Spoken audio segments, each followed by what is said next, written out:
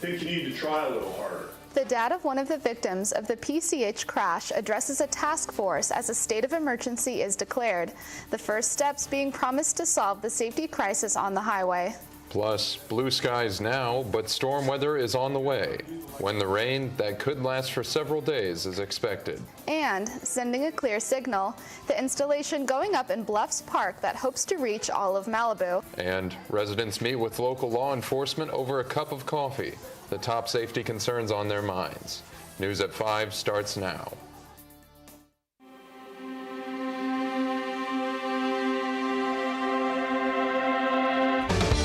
Malibu's only live newscast. This is NewsWaves 32, live.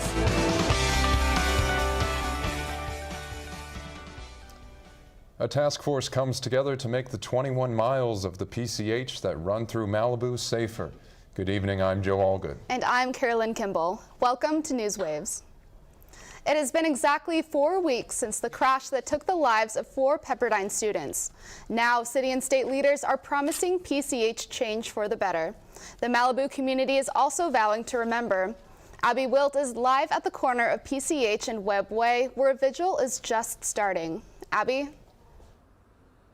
Thanks, Carolyn. Yeah, a vigil is starting right here behind me as we speak, where Fix PCH is laying down 4 tires to permanently honor the lives of Deslin, Neve, Peyton, and Asha, who lost their lives due to reckless driving on PCH a month ago today.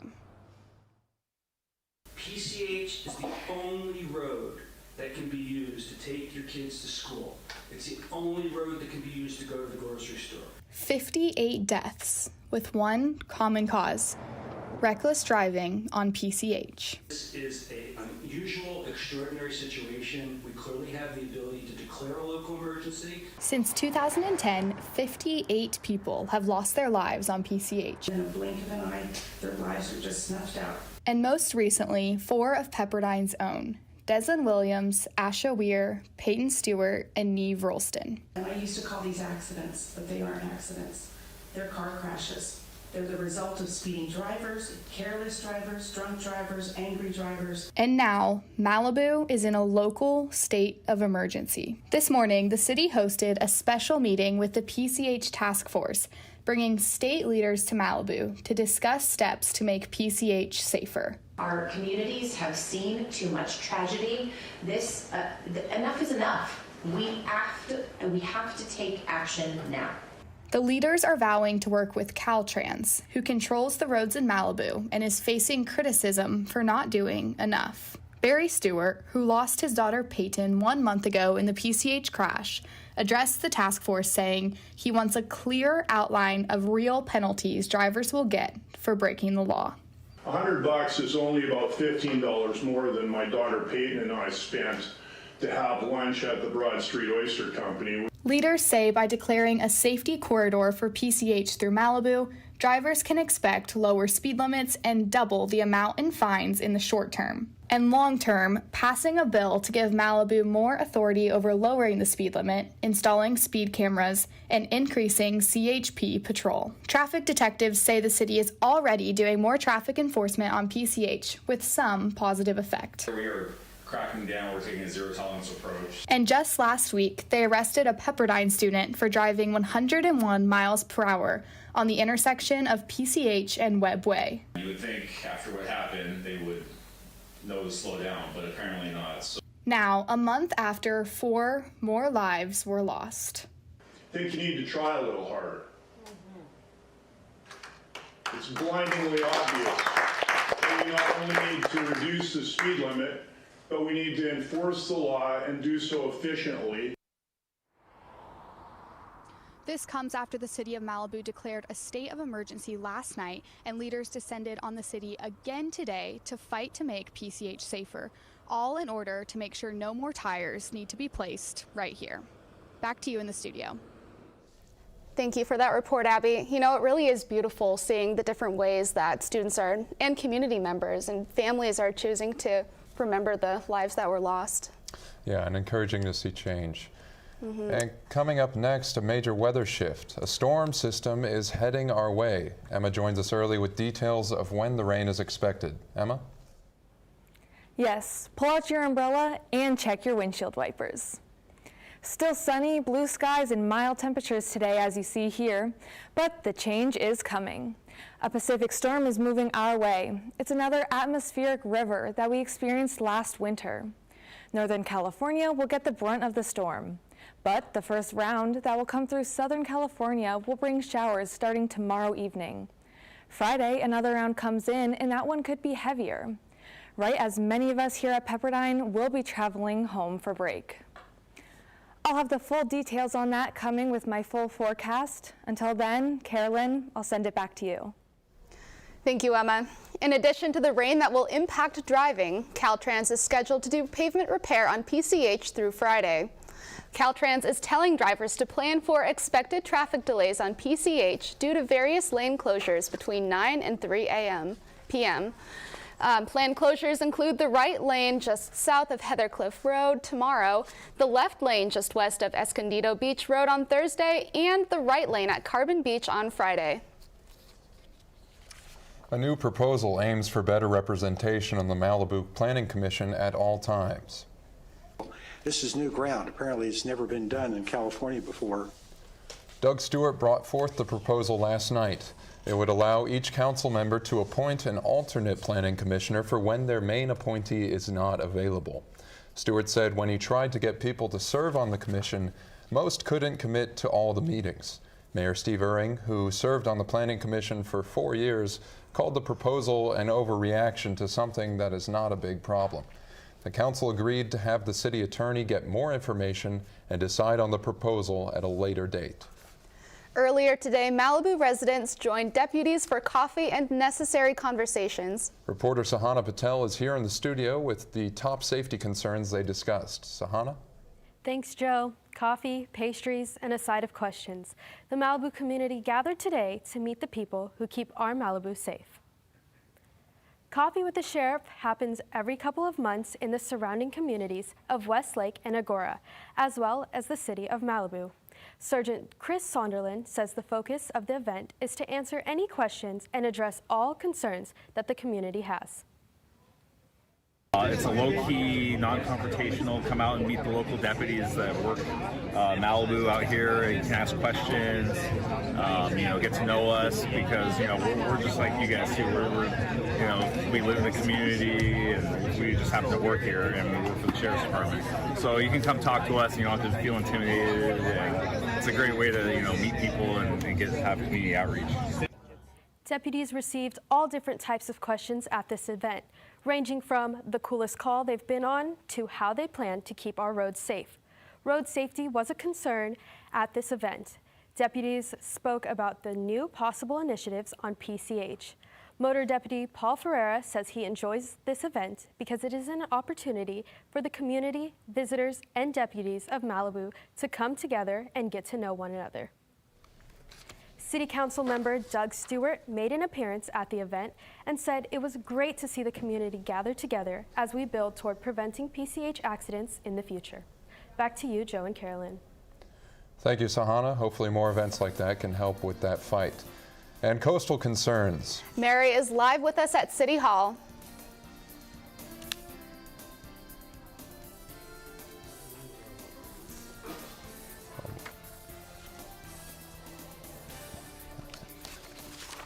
A little technical difficulty.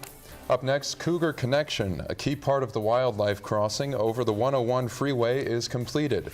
But now the project faces another obstacle. Up next. Can you consent with me? Imagine what you'd see if every child had a book to read. So the mission is for us to get a book to each and every child. So let's join hands, book people unite. Unearth hidden passion. Come on, we'll have a good time. One book can be the first element, helps to change a life. People unite. Read to a child today and spark a lifetime of ambition. Well, Thomas, you've got pre-diabetes. But with more exercise and a change in diet, it can be reversed. I've tried exercising. It just makes me hungry for bacon. I love bacon, too. And who really likes to exercise? Not me. Me neither. Nobody.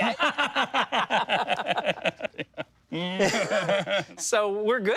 What? Oh, you still have prediabetes. Big time.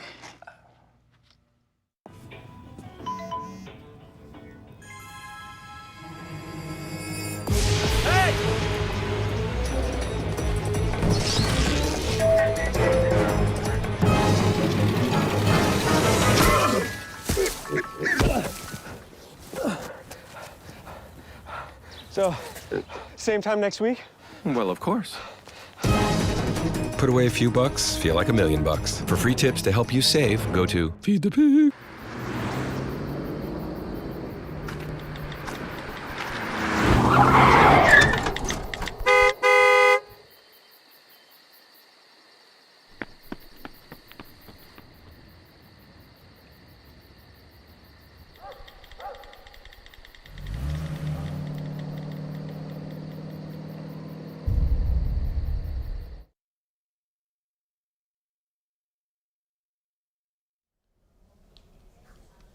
Welcome back. Caltrans will begin clearing out debris in the Zuma Crossing underpass in the upcoming weeks. City Manager Steve McCleary said at last night's City Council meeting that Caltrans has been given the green light to start the clearing. This is the same underpass that was the root of the problems for the Malibu Triathlon. Caltrans will finish working at Coral Canyon before moving to the Zuma Crossing, in hopes to clear it out ahead of the El Nino season. And with studies showing Malibu's beaches are disappearing.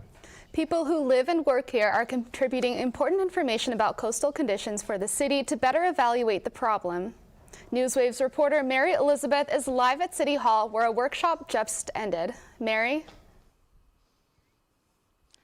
Thanks, Carolyn. I'm here at Malibu City Hall where today's workshop just ended. Community members were invited to learn and participate more about Malibu's shrinking coastline, changes that have to do with our shrinking beaches, and give input about the growing in-sources about sea level rise.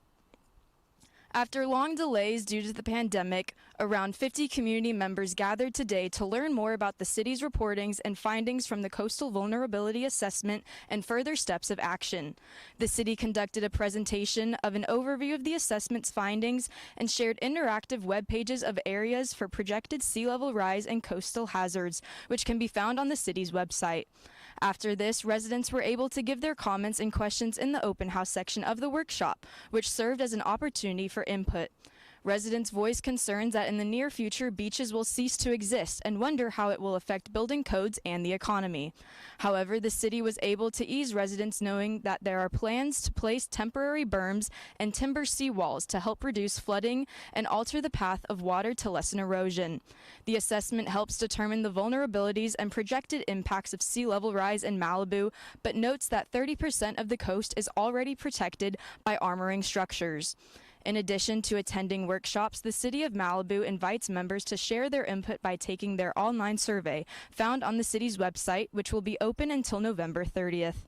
The feedback gathered from these workshops will play a crucial role in shaping the final sections of the Coastal Vulnerability Assessment as it approaches its completion.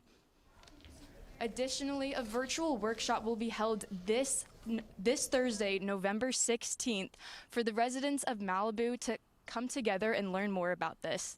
Back to you guys in the studio. Thank you, Mary, for that. You know, rainy weather certainly doesn't help coastal erosion. No, it doesn't. And Emma, in your first report, you said we're facing 2 back-to-back rounds of rain. Tell us more about that. Yeah, of course. It's going to be a lot of rain in these next few days, so I have a little bit more on that. The atmospheric river will bring consistent rain from tomorrow evening through most of Saturday. Today in Malibu, we are seeing sunny skies with a high of 69 degrees, and today's low is 60 degrees. This is the last of the sun that we will see until Saturday afternoon. Southern California is expecting 1 to 3 inches of rain within the next few days, and I will have more on that in a moment. The Santa Ana winds have passed, and today's wind is low, averaging around 7 miles per hour. Also today, there's a higher humidity than usual at 34%. The whole region is holding on to the sunshine before the atmospheric river rolls in. Santa Monica has a sunny high of 71 degrees and a low of 56. As we move inland, the skies stay blue with Calabasas high at 78 degrees and a large drop off to a low of 52 degrees. Agora Hills and 1,000 Oaks are seeing identical temperatures with a high of 78 degrees and a cool low of 53. The dry weather and gusty winds from last week is resulting in a very high fire risk, but the risk is expected to go away with the upcoming rain. Today, the surf is looking poor with waves in the 1 to 2 foot range, but the storm will result in a high surf in the 3 foot range.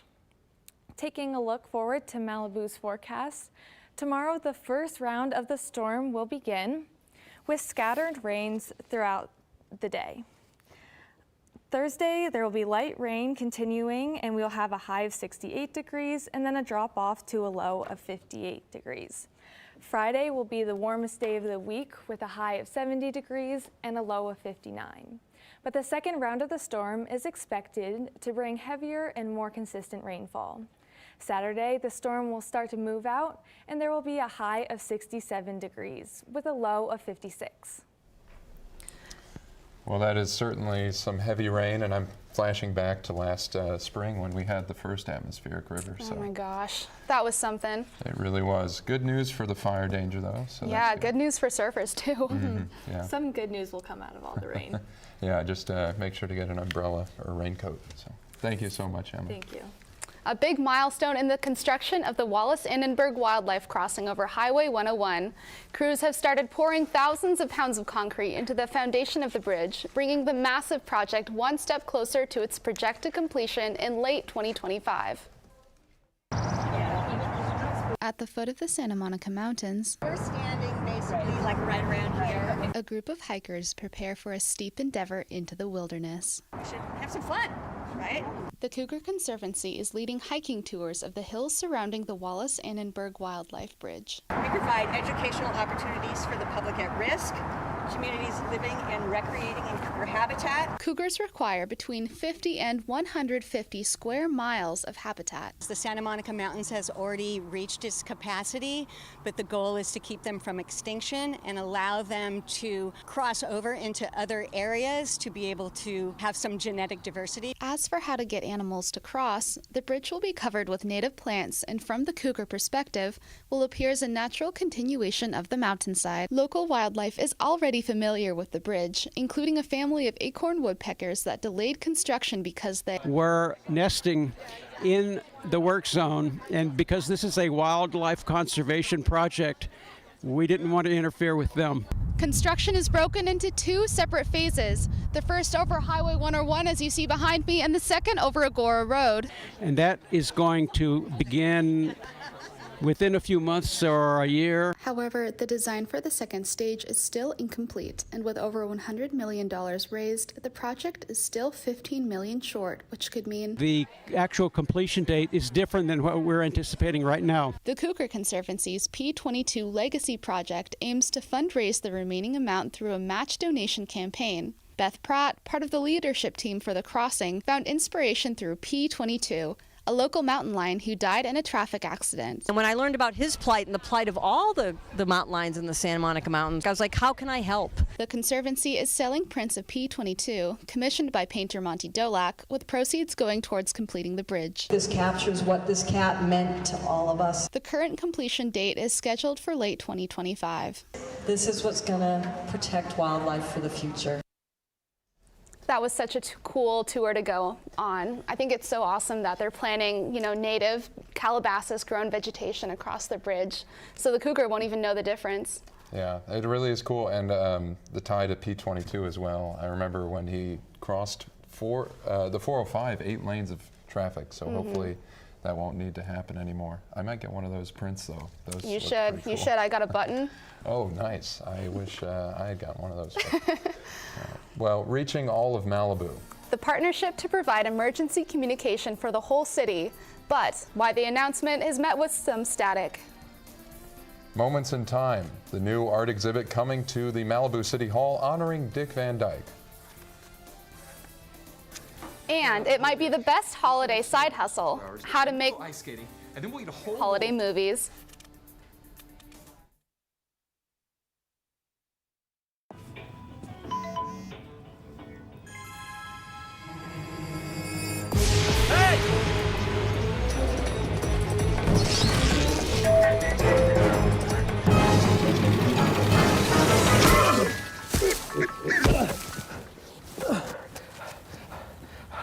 So, same time next week? Well, of course. Put away a few bucks, feel like $1 million. For free tips to help you save, go to Feed the Pig. Got a quarter?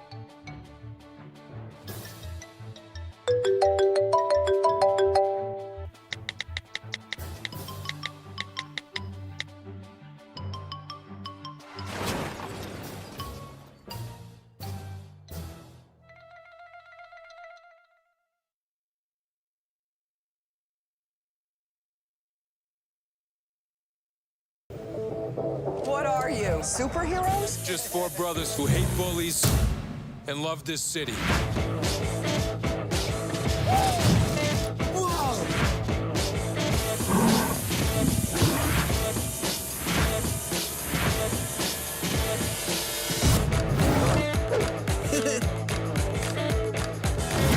Gear up, guys.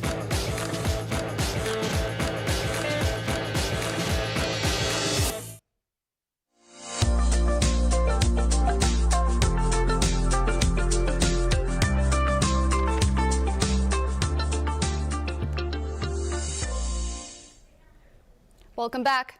The City of Malibu is working to make sure radio messages are loud and clear during times of emergency.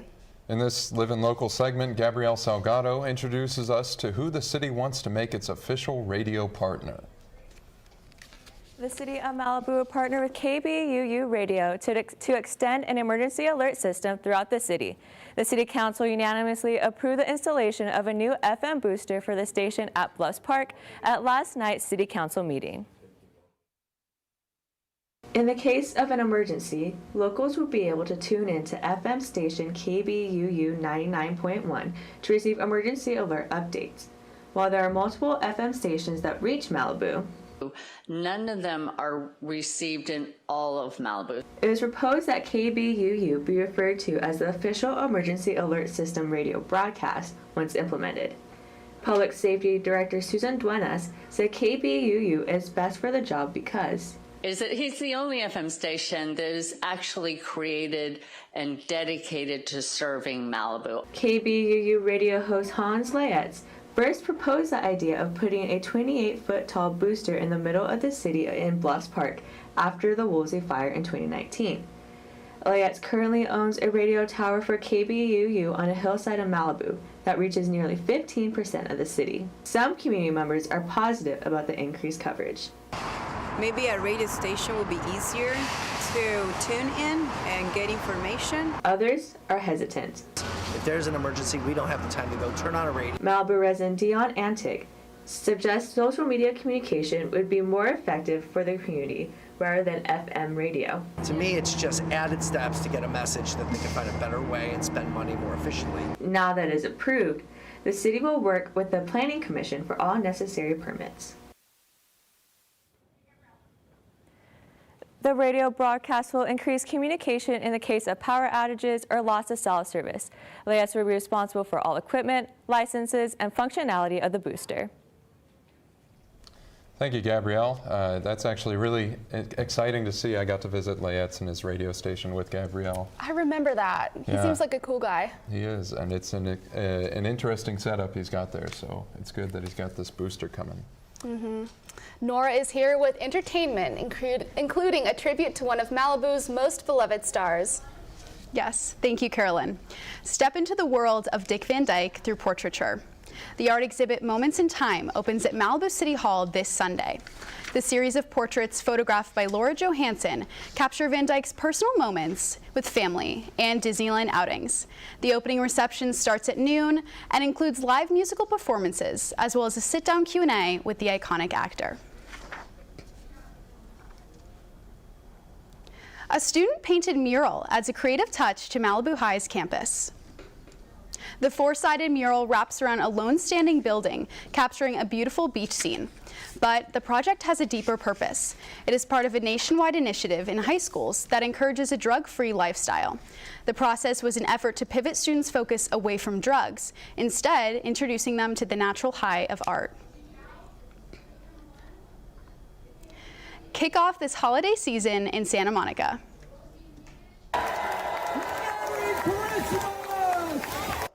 The 3rd Street Promenade will be hosting their annual tree lighting on Thursday.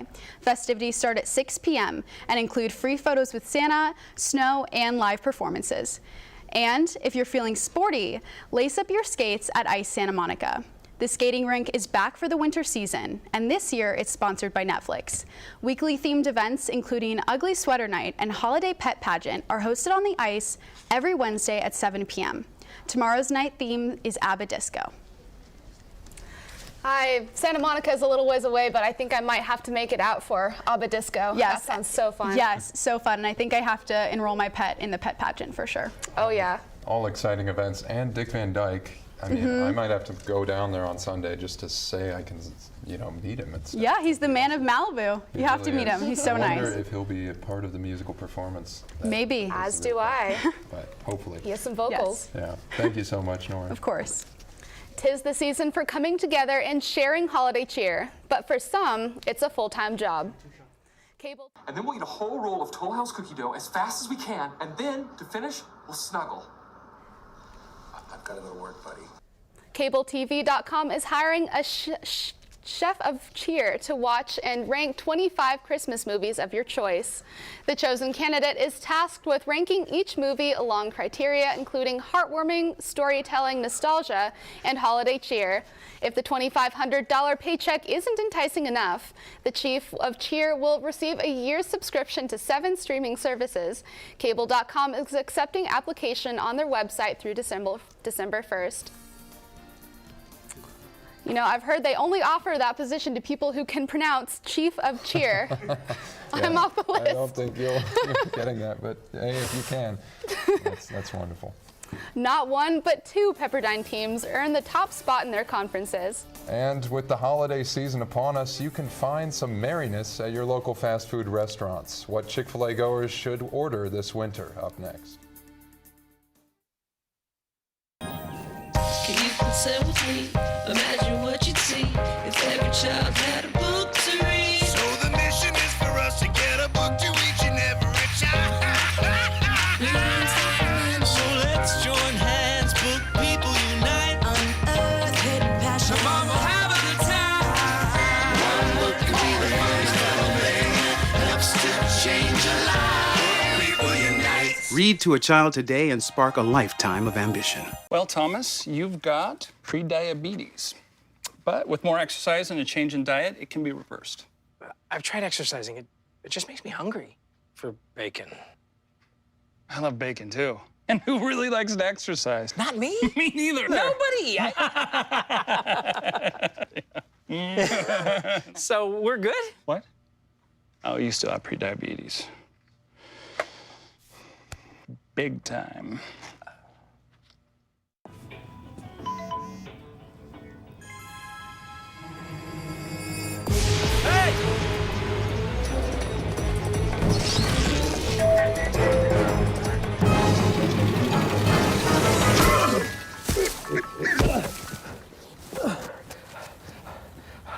So, same time next week?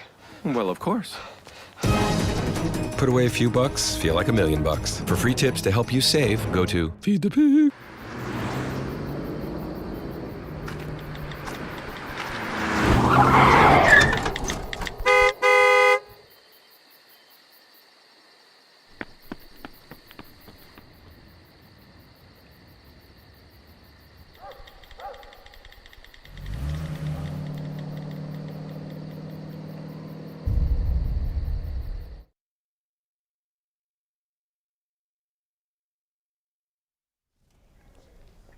Welcome back. Jenna is here with all good news in sports. Jenna, what do we got? After an 18-11 win over the University of the Pacific on Friday, Pepperdine men's water polo has locked in a West Coast Conference regular season title. With the win, your Waves clinched its share of the WCC regular season title.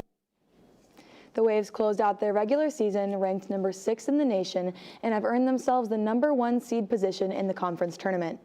With a first-round bye, the Waves host the winner of Cal Baptist versus Santa Clara this Saturday in the semifinals. With the win, the Waves will compete for a tournament conference championship on Sunday at home. And Pepperdine's women's volleyball clinched this season's West Coast Conference title Saturday after a win against the University of San Diego. With that win, Pepperdine has won the 2023 West Coast Conference Volleyball Championship. This win added to the Waves' 17-game winning streak and their undefeated 14-0 conference record. This conference title awarded them the first automatic qualifier into the NCAA National Tournament. During conference, the Waves have won 42 sets and only given up 3 sets to opponents. The Waves look to continue this winning streak Thursday at 6 p.m. at the University of the Pacific.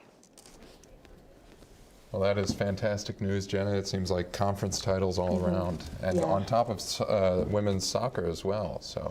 Yeah, women's soccer had a game against Stanford last Friday, but the volleyball team has won their last 20 sets in a row. That's crazy. I only wish we were around longer this year to cover everything. Yeah. Well, thank you so much for that update, and all the best to the teams going on to the playoffs.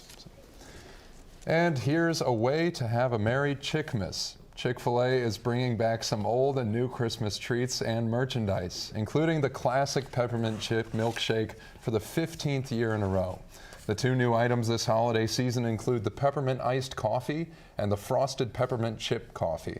Chick-fil-A is also launching new holiday merchandise, including a festive fun knit sweater, a beanie, and even cow ornaments for your tree at home. I don't have a tree in my apartment, but I think I might have to get one just so I can get those cow ornaments. Oh yeah. And they even had a shirt that said, "You had me at waffle fries." I think I'll be getting that It's going to be a collectible. So, just give it a few decades. Well, that will do it for us this evening. Tonight was our last show of the semester. We've smiled together and we've grieved together. Thank you for being on this journey with us. We look forward to seeing you again in the new year. We leave you with a live shot of the vigil on PCH and Webway. Have a great night and be safe.